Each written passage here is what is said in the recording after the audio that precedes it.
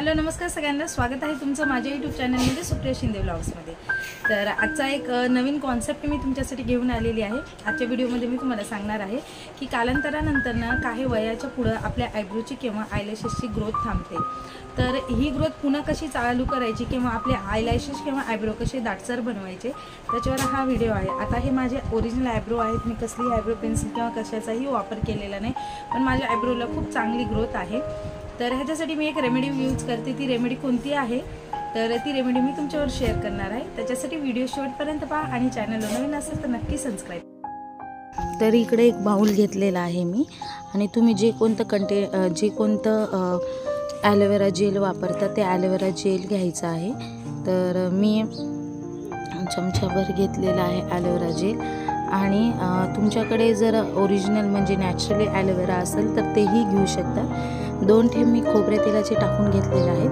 त्याच्याऐवजी तुम्ही बदाम तेल किंवा आपलं एरंडेचं तेलसुद्धा टाकू शकतात। व्हिटॅमिन ई कॅप्सूल घेतलेली आहे।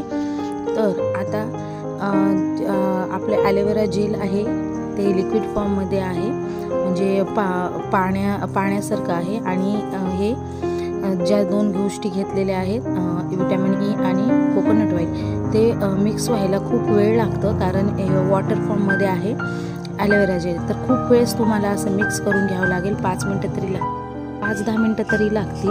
तर जेव्हा हे बनतं तेव्हा त्याचा स्ट्रक्चर चेंज होतं। वॅसनेल किंवा बॉडी लोशन कसं असतं तसं हे बनतं। तर बघा, अशा प्रकारे त्याचं स्ट्रक्चर झालं पाहिजे, आणि असं छोट्याशा कंटेनरमध्ये तुम्ही त्याला स्टोअर करू शकतात। तर मी पण इकडं स्टोअर करून घेते। नंतर असं एका कंटेनरमध्ये तुम्हाला भरून घ्यायचं आहे। रोल ऑन बॉटलमध्ये पण भरू शकता तुम्ही। आणि नंतर असं आयब्रो क्लीन करून घ्यायचे आहे। थोडं गरम पाण्यामध्ये कापूस बुडवायचा आहे आणि आयब्रो क्लीन करून घ्यायचे आहेत बघा। आणि तुम्हाला जर असं वाटत असेल कोण गरम पाणी करणार काय म्हणून, तर थंड पाण्याने सुद्धा तुम्ही क्लीन करू शकतात। आणि आता हे स्टोअर केलेलं लिक्विड तुमच्याकडे आयब्रो ब्रश असेल तर खूप चांगलं, नसेल तर तुम्ही माझ्यासारखं एअरबड्सचा उपयोग करू शकता। त्याच्याने आयब्रोवरती हे लिक्विड लावून घेऊ शकता। हे बघा, अशा प्रकारे लावून घ्यायचं आहे, काहीच अवघड नाही आहे। हा उपाय तुम्ही जर आठवडाभर केला तर तुमच्या हेअरची चांगल्याच प्रकारे ग्रोथ होणार आहे। तर अशा प्रकारे लावून घ्या। तुमच्याकडे जर आयब्रो ब्रश असेल तर तुम्ही सगळ्यात आधी दिवसातून 3 टाईम आयब्रोला ब्रश करा, म्हणजे जेणेकरून तुमच्या आयब्रोची ग्रोथ होणार आहे मस्तपैकी।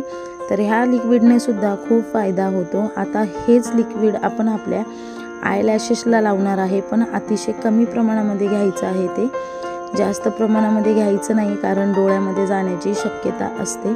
अतिशय कमीच, म्हणजे खूप कमी प्रमाणात घेतलेलं आहे, कारण आपल्या छोटे आयलॅशेस असतात, डोळ्यामध्ये जाण्याची सुद्धा भीती असते।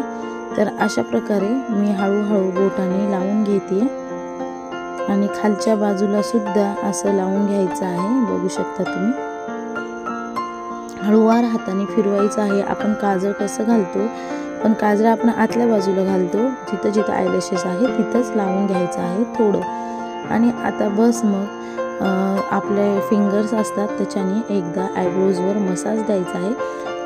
डर्मा रोलर असेल तर चांगलंच अजून, पण त्याला थोडे काटे असतात, ते डोळ्याभोवती फिरवल्यावर लागायची शक्यता असते। त्याच्यामुळे आपल्या फिंगरने छानपैकी त्याला मसाज द्यायचा आहे। लागलेलं लिक्विड सगळं आपल्या आयब्रोमध्ये मस्तपैकी मुरलं पाहिजे, आणि आयलॅशेसवर सुद्धा असं फिंगर टॅप करून घ्यायचं आहे अशा प्रकारे।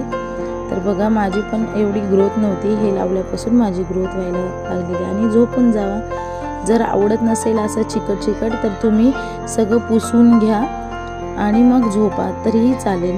तर आजचा व्हिडिओ कसा वाटला हे कमेंट करून सांगा, शेअर करा, लाईक करा।